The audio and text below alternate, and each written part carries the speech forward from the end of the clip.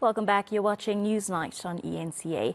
Now, at least up to 80% of people who need mental health care don't get it because of affordability issues, access and stigma. But this might change because Panda Health is on a mission to change that. CEO and co-founder of Panda Health, Alon and Allan, Sweidan, Chief Science Officer and co-founder as well, joins us to discuss this further. Good evening to both of you, gentlemen. It's quite refreshing to see men talking about mental health. Often this is an issue that some men shy away from, so very interesting conversation. Let's just start by perhaps unpacking what exactly Panda Health is all about. So maybe I'll kick it off and then I'll hand over to Al as the clinical expert. So I think Panda is a mental health platform where, as you mentioned, we're trying to make mental health care as accessible as it can be. And we've got an application. It's free to download. If you go to the App Store and you search for Join Panda, 2 words, you'll be able to find it. Once you download the app and get signed up, it's a very quick and seamless sign-up process. You do so by providing us with an email address. You provide basic demographic information, and then you just choose a nickname and choose a picture to represent you. And then you'll have access to a community where we have 14 hours of live interactive group sessions running through the day. We offer AI-powered coaching. We have content.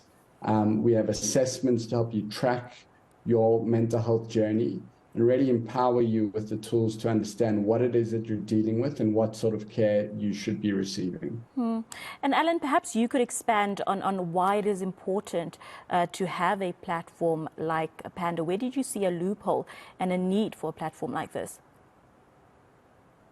Well, I was in the psychiatric hospital industry before I joined Panda. And we worked with NGO organizations where they would be the sort of last stop for people who were pretty desperate, and they were, they'd phone these organizations looking for help. And what I saw happening, especially during COVID, is that those calls, went up by about 1,000%. And I realized that people just were not getting the kind of help that they needed, primarily because they just did not know how to access the system.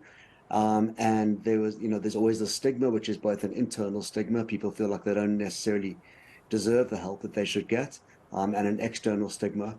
And the last thing was it's expensive. And sorry, one more thing I want to add is that people are not always motivated to get the help that they need because it's just such a difficult system to navigate. So I thought that, if we could find a way of reaching those people. If we think about in South Africa, there's about 60 million people. If we just look at sort of what we know from worldwide trends, about 15 million of those, 15%, which is about 9 million people, will need help with their mental health care in any given year. And we know that 80% of those people are not getting any help. So that's about 6 million people that aren't getting any help at all. And I thought if we could find the technology to reach those people, then we could do, we could really make a dent in that. And when I met Alon, I just realized that the two of us could do this together.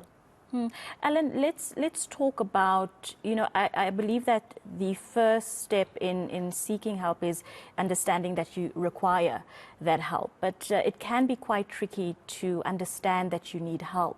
What are some of those first personal warning signs that someone needs to look out for in order to say, you know what, I feel like I need to get a hold on my mental health, and this might be something that I'm actually struggling with?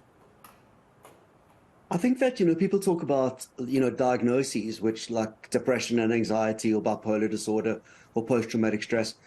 But what I've always found really useful is to think about yourself in terms of, are you doing things that are risky? In other words, are you using substances or alcohol to the point that is not healthy? Are you engaging in any kind of self-harming behavior? Are you a threat to yourself or other people? Then beyond risk, we think about functionality. We think about, can you actually get through the day-to-day things that you need to get through in order to take care of yourself and the people that depend on you?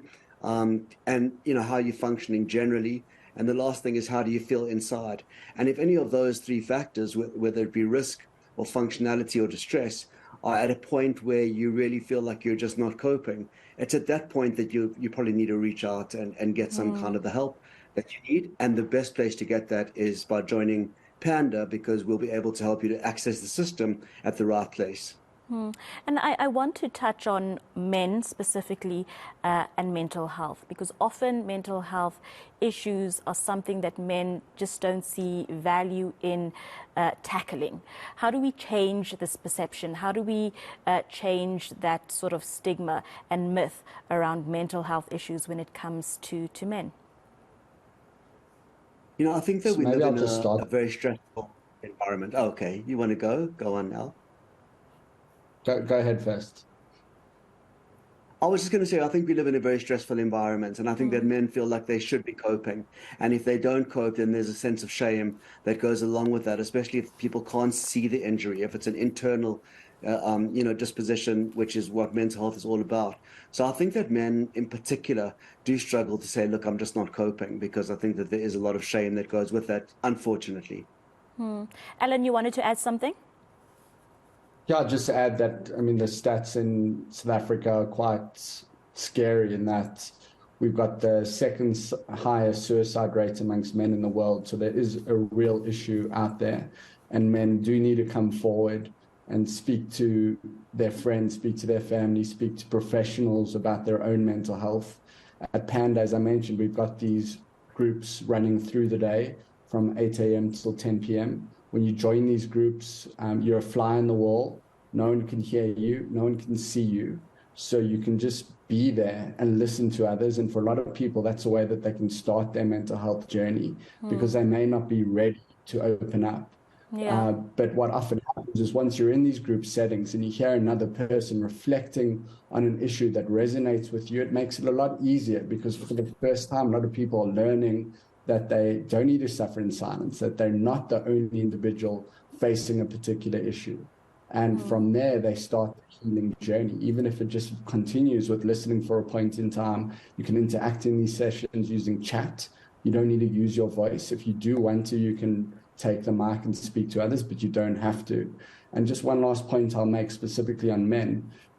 We've got a number of sessions focused on men, but just to call out, on a Thursday night at 8 p.m., we have a session called the Man Cave, which is really a session focused on breaking the stigma for men and creating a safe space for them to speak about their own mental health and the issues that they're facing. And just quickly, I find it significant that this app you can then use in your spare time without anyone else knowing, because it can be quite daunting having to make an appointment and go seeing someone outside of your home. This you can do in the privacy of your own home. So how do people access it quickly, Allan? How do people get a hold of this app? Is it downloadable on various platforms?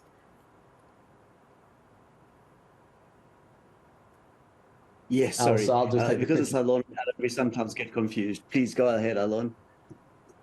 So just join Panda, 2 words, any of the app stores, search for that. It'll come up. You'll see Join Panda Mental Health or Panda Mental Health app. Download it, sign up. It'll take you less than 5 minutes, and hopefully you'll take that first step in your mental health journey. Fantastic. Gentlemen, thank you very much for your time. It's an extremely interesting and important conversation, but also thank you very much for sharing your insights and for sharing the work that you do. We appreciate your time. That was the CEO and co-founder of Panda Health, Allan Litz, and Allan Sweidan, the Chief Science Officer and co-founder of Panda Health. They've created an app to assist people in accessing mental health. It is a very important conversation that needs to be had. So very interesting also for me to have this conversation with 2 gentlemen, as we do know this is something that often men don't enjoy talking about.